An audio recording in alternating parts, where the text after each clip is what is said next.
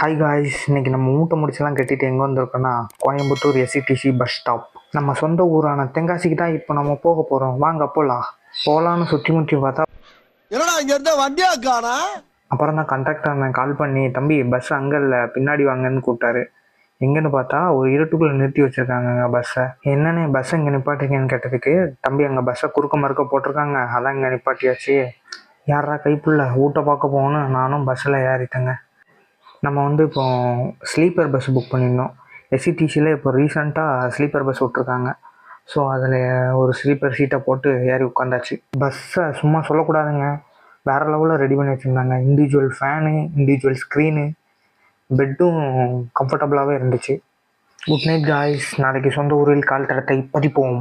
நம்ம ஊரில் லேண்ட் ஆயாச்சு காய்ஸ். சொந்த ஊர் மூச்சுக்காற்றை சுவாசிக்கிறது எப்படி இருக்குன்னா